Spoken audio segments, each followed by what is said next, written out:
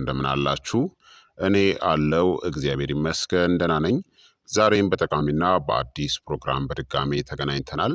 በዛሬው የጤና ፕሮግራማችን ላይ የምንመለከተው ለአንጎላችን ጤና የሚሆኑ 10 ምርጥ የሆኑ አትክልቶችን እነግራችኋለሁኝ። ትውስታን እናም ትኩረትን ለመጨመር እነዚህን ድንቅ የሆኑ አትክልቶችን መመገብ ይኖርባችኋል ማለት ነው። ይህ የጤና ትምህርት ታዲያ ለበርካታ ሰዎች በጣም ጠቃሚና አስተማሪ ስለሆነ ሁላችሁም በቅንነት ላይክና ሼር በማድረግ ሌሎችንም አስተምሩ አሳውቁላለሁኝ። ከዚህ ቪዲዮ ጋር በተያያዘ ጥያቄ ካላችሁም ሀሳብ አስተያየት ካላችሁም በኮመንት ላይ አስፍሩልኝ። በቀጥታ ወደ ጤና ትምህርታችን የማልፍ ይሆናል።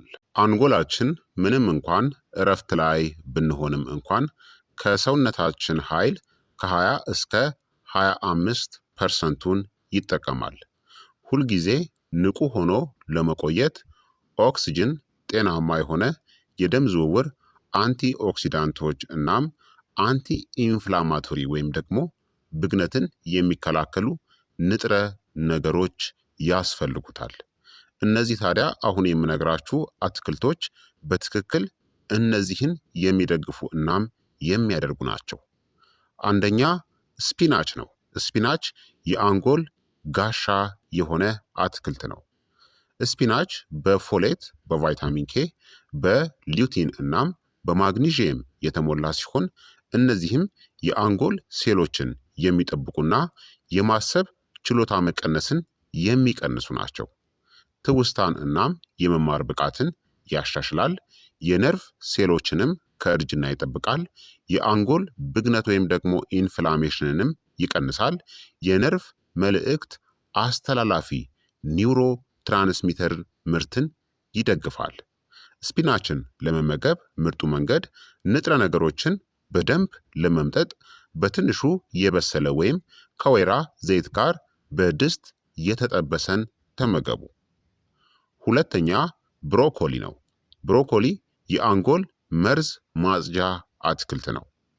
ብሮኮሊ ሰልፎራፋን የተባለ ውህድን የያዘ ሲሆን ይህም አንጎልን ከመርዝ የሚያጸዳ እናም ከኦክሲዲቲቭ ስትረስም የሚጠብቅ ነው። የአንጎል ሴል ጥገናን ያሻሽላል። ትኩረትንናም የማሰብ ፍጥነትንም ይጨምራል። ከአልዛይመር በሽታም ይከላከላል። የአንጎል ብግነትንም ይቀንሳል። ለመመገብ ደግሞ ምርጡ ጊዜ ከ3 እስከ 4 ደቂቃ ለሚሆን ጊዜ በውሃ እንፋሎት በማብሰል መመገብ። አብዝቶ ማብሰል ንጥረ ነገሮቹን ያጠፈዋል። ስለዚህ በጣም በልኩ ማብሰል። ሶስተኛ ቀይ ስር ነው። የአንጎል የደም ዝውውር ማሳደጊያ ነው። ቀይ ስር በተፈጥሮ ናይትሬትስ የበለጸገ ሲሆን ይህም ናይትሪክ ኦክሳይድን በመጨመር ወደ አንጎል የሚሄደውን የደም ፍሰትን ያሻሽላል። ለአንጎል ሴሎች የሚደርሰውን የኦክስጅን መጠንን ይጨምራል። ትኩረትንናም የአእምሮ ግልጽነትንም ያሻሽላል። የአእምሮ ጭጋግንም ይቀንሳል። ትውስታንም ያጠናክራል። ለመመገብ ምርጡ መንገድ ጥሬውን ተፈጭቶ በትንሹ የበሰለ ወይም ደግሞ እንደ ትኩስ ጭማቂ መውሰድ። አራተኛ ስኳር ድንች ነው። የአንጎል የኃይል ነዳጅ ነው።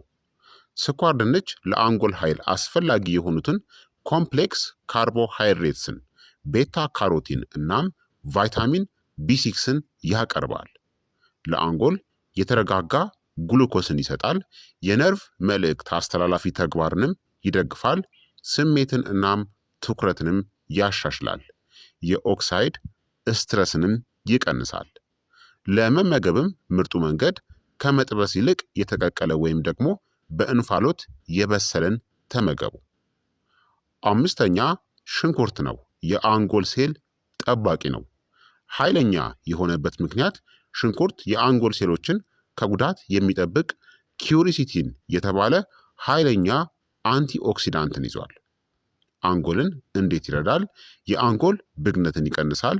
የትውስታ ማጣትንም ያዘገያል። የደም ዝውውርንም ያሻሽላል። የነርቭ ሴሎችን ከመርዛማ ነገሮችም ይጠብቃል። ለመመገብ ደግሞ ምርጡ መንገድ ከፍተኛ የሆነ ጥቅም ለማግኘት ጥሬውን ወይም ደግሞ በትንሹ የበሰለን ተመገቡ። ስድስተኛ ካሮት ነው። ትውስታን የሚያጠናክር ካሮት አንጎልን ከኦክሲዲቲቭ ጉዳት የሚከላከል በቤታ ካሮቲን የበለጸገ ነው። ትውስታንናም የመማር ችሎታን ያሻሽላል። የማሰብ ችሎታ እርጅናን ይቀንሳል። የነርቭ ጤናንም ይደግፋል። የአንጎል ሴሎችንም ይጠብቃል።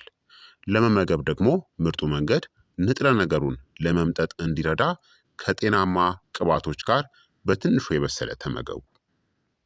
ሰባተኛ ቤል ፔፐርስ የምንለው ቀዩ ቃሪያ ነው። የቫይታሚን ሲ አንጎል ማሳደጊያ ነው። ቃሪያ ለአንጎል መልእክት ልውውጥ አስፈላጊ የሆነው የቫይታሚን ሲ ከፍተኛ ምንጭ ከሆኑ አትክልቶች ውስጥ አንዱ ናቸው። የነርቭ መልእክት አስተላላፊ ምርትን ይጨምራል። ትኩረትንና ንቃትንም ያሻሽላል። ከአእምሮ ድካምም ይጠብቃል። የጭንቀት ሆርሞኖችንም ይቀንሳል። ለመመገብ ደግሞ ምርጡ መንገድ ጥሬውን ወይም ደግሞ በትንሹ በድስት የተጠበሰን መመገብ። ስምንተኛ ኬል የምንለው ጎመን መሳይ አትክልት ነው። የአንጎል ጸረ እርጅና አትክልት ነው። ኬል በአንቲኦክሲዳንት፣ በቫይታሚን ኬ፣ በሊዩቲን እናም በፎሌት የተሞላ ነው። የአንጎል እርጅናን ያዘገያል። የትውስታ ማዕከላትን ይጠብቃል። የማሰብ ብቃትንም ያሻሽላል። ብግነት ወይም ደግሞ ኢንፍላሜሽንንም ይቀንሳል። ኬልን ለመመገብ ምርጡ መንገድ ጥሬውን በማሸት ወይም ደግሞ በትንሹ በእንፋሎት በማብሰል መመገብ። ዘጠነኛ ነጭ ሽንኩርት ነው። የአንጎል የደም ዝውውር አሻሻይ አትክልት። ነጭ ሽንኩርት የደም ዝውውርን የሚያሻሽል እናም የአንጎል ሴሎችን የሚጠብቅ አሊሲን የሚባል ውህድን ይዟል።